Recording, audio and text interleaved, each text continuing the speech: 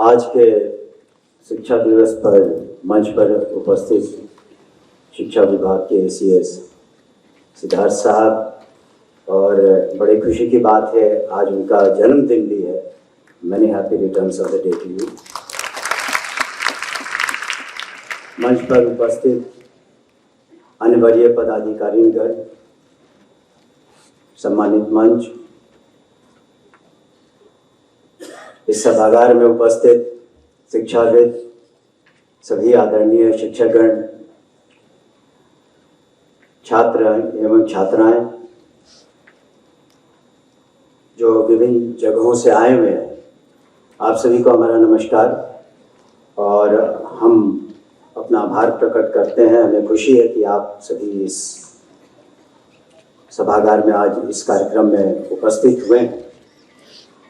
हम सबसे पहले श्रद्धांजलि उस महानुभाव को देना चाहेंगे जिसके बारे में आप सभी ने सुना है, जाना है। लेकिन आप सोचिए कि हमारा देश गुलामी के बेड़ियों में था और जब महोदय शिक्षा विभाग के मंत्री बने तो कितनी मुश्किलों का सामना करना पड़ा होगा। आज बहुत चीज़ें आज़ाद भारत में, बिहार में, अन्य राज्यों में पूर्व से थी और उसको हम आगे लेकर जा रहे हैं। लेकिन ऐसे समय जब न किसी तरह का संसाधन था, न किसी तरह का इंफ्रास्ट्रक्चर था, उतनी सोच नहीं थी, इतनी निरक्षरता थी, इतने लोग अनपढ़ थे, और ऐसे परिस्थिति में एक शिक्षा नीति पर काम करना, बड़े बड़े संस्थानों को स्थापित करना, आईआईटी लाए और तरह तरह की उनकी सोच थी। और उनका ये मानना था कि शिक्षा से ही हर तरह के बदलाव आएंगे, शिक्षा से ही समाज में बदलाव आएगा। उन्होंने यहाँ तक बात की कि हम उद्यमियों को कैसे आगे बढ़ाएंगे, शिक्षित करेंगे। इन्हीं में से उन्होंने महिलाओं के सशक्तिकरण की बात की। आज जो हम इतनी महिलाओं को और बच्चियों को शिक्षा दे रहे हैं, उन्होंने तब बात की। तो हमें उनके आचरण से, उनके व्यवहार से, उनकी सोच से, उनका जो विजन था, उससे बहुत सारी सीख लेनी चाहिए। और हमें ये बताते हुए बहुत खुशी है कि हमारे राज्य में एक विजनरी मुख्यमंत्री हैं माननीय नीतीश कुमार जी ने, जिन्होंने शिक्षा के स्तर को कैसे ऊपर ले जाया जाए, शिक्षा में कैसे गुणवत्ता लाई जाए, अधिक से अधिक हमारे छात्र छात्राओं को शिक्षित किया जाए। ये उनकी सोच थी जिसकी वजह से शिक्षा विभाग इतना आगे बढ़ा है और हम इतने बच्चियों को शिक्षित कर पाए हैं। कुछ बातें आपके सामने जरूर पेश करना चाहेंगे। 2005 से पूर्व जो बजट हुआ करता था बहुत कम था शिक्षा विभाग का।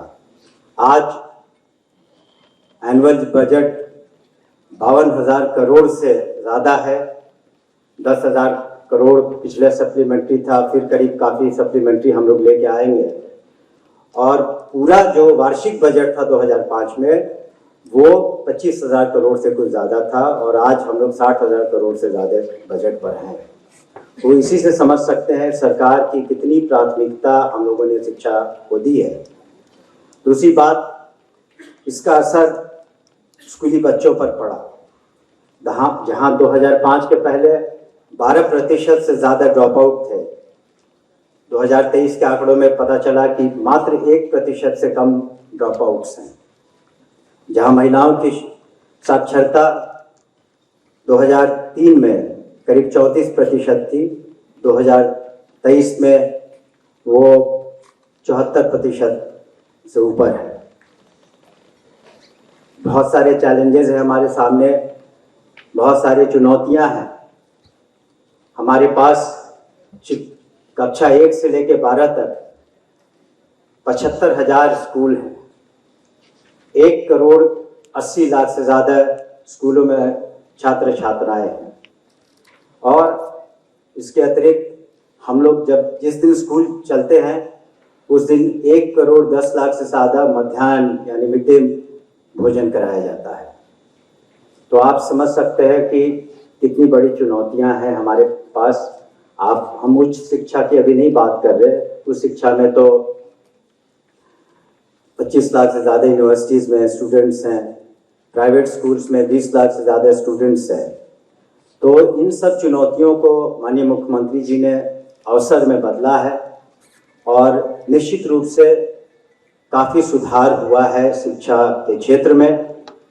जहाँ एक तरफ हम लोगों ने संसाधन बढ़ाए हैं, जितने भी हमारे स्कूल्स हैं, हमारा प्रयास है कि जल्द से जल्द वहाँ पर जितनी भी सुविधाएं हों, आवश्यक सुविधाएं हों, चाहे वो बसकर की हों, चाहे पीने की पानी की हो, शौचालय की हो, चार दीवारी की हो, वो सब इंफ्रास्ट्रक्चर कॉर्पोरेशन कर रहा है। क्लासरूम्स की ज़रूरत है और हम लोगों ने तो माननीय मुख्यमंत्री जी के नेतृत्व में हर एक पंचायत में +2 स्कूल खोल दिया है। उसमें भी संसाधनों की ज़रूरत है, लेकिन अब शिक्षा हर स्तर तक, हर गांव तक पहुंच रही है। इसी वजह से शिक्षा मित्र, टोला सेवक रखे गए ताकि अधिक से अधिक जो गरीब बच्चे बच्चियां हैं वो स्कूल में आ सके।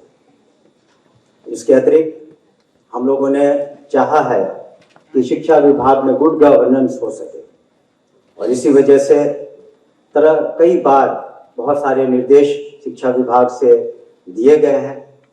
चाहे वो गवर्नेंस की बात हो, स्कूल में समय पर आने के लिए बात हो, हमारे पोर्टल्स हों, जो अटेंडेंस की बात हम लोग करते हैं, जो ई शिक्षा कोष है, और साथ ही साथ हम लोगों ने कोशिश की है कि जो प्राइवेट स्कूल्स हैं वहाँ भी अनुशासन हो और उन्हें जो जिम्मेवारी दी गई है कि करीब 25% गरीब बच्चों को स्कूल में दाखिला ले, उनको भी एक सुविधा दें।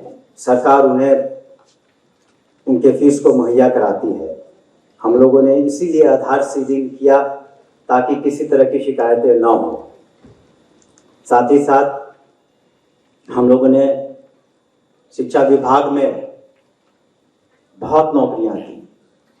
माननीय मुख्यमंत्री जी के नेतृत्व में एक दिन जो बीपीएससी के थ्रू जिन शिक्षकों ने भाग लिया, 2 लाख शिक्षकों को नियुक्तियां की गई और अभी शीघ्र ही हम लोग नियुक्तियां करेंगे। जो सक्षमता पास जो शिक्षक हैं उन्हें भी हम सरकारी सेवक बनाने जा रहे हैं।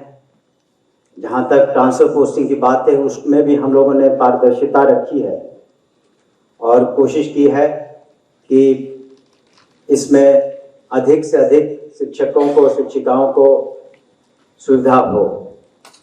लेकिन साथ ही साथ जितने कदम सरकार ने उठाए, एक जिम्मेवारी शिक्षकों पर भी है, साथ ही साथ अभिभावकों पर भी है और विभाग पर भी है।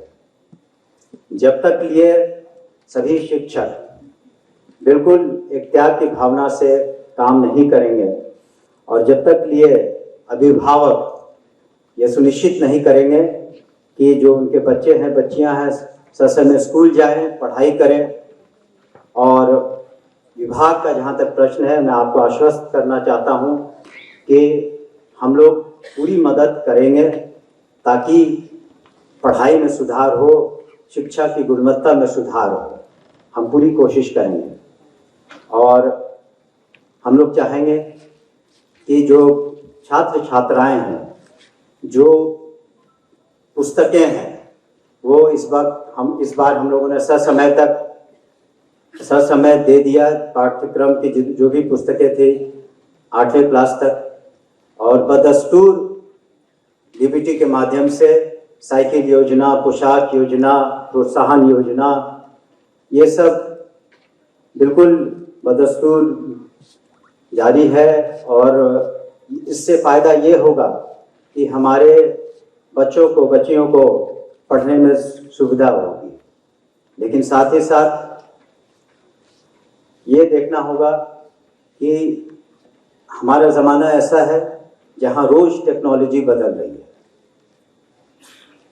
हम लोग कितने जल्दी अपने छात्र छात्राओं को कंप्यूटर लिटरेट बना सके, इस पर आवश्यकता देने की ज़रूरत है। अब तो आर्टिफिशियल इंटेलिजेंस का ज़माना है और पूरी दुनिया बदल रही है। साथ ही साथ ये भी देखना होगा, जो एक कमी हमने अपने निरीक्षण के दौरान कई स्कूल में हम गए, तो वहाँ हमने देखा कि जो सोशल मीडिया का मिसयूज़ है, सोशल मीडिया का जो मिसयूज़ है, बहुत समय बच्चों का और हर इंसान का सोशल मीडिया मोबाइल पर जा रहा है। तो ये आवश्यक है कि बैक टू बुक्स उन्हें करना बहुत आवश्यक है। सोशल मीडिया पर जितना वक्त बच्चे दे रहे हैं या वयस्क भी दे रहे हैं, अगर किताबों पर उतना वक्त दिया जाए तो बेहतर होगा। इन डेप्थ जो स्टडी होती है वो करना बहुत आवश्यक है। आप देख रहे होंगे कि इसका असर क्या है। चारों बगल आप देख रहे होंगे कि न्यूज़पेपर का सर्कुलेशन में गिरावट आई है।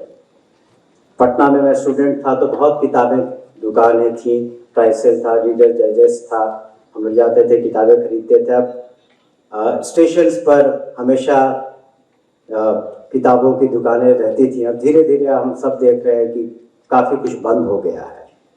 तो ज़रूर किताबों पर ध्यान देना की आवश्यकता है। ऑस्ट्रेलिया में इस पर विचार किया जा रहा है कि किस तरह से इसको एनैक्ट किया जाए कि सोशल मीडिया का मिसयूज़ स्टूडेंट्स ना कर सके। इस पर लेजिस्लेशन लाने की बात हो रही है। तो लेजिस्लेशन तो नहीं, लेकिन हम लोग ज़रूर अनुशासन ला सकते हैं इस वक्त इस पर। और पिछली बार भी हमने कहा था कि हम पढ़ लिख करके जो भी बन जाए, ये बहुत ज़रूरी है कि हम अच्छे इंसान बने। और मैं पुनः उस वाक़या को, उसमें से शायद आप लोग कुछ थे, फिर भी दोहराना चाहूँगा कि जब मैं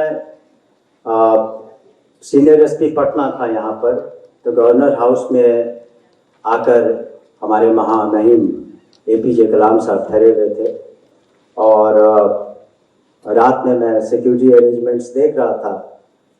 तब मैंने देखा कि his excellency president of India नीचे आते हैं अपने एडीसी के साथ, और उन्होंने बहुत सारे सवाल किए हमसे, उन्हें हम दोहराना चाहेंगे।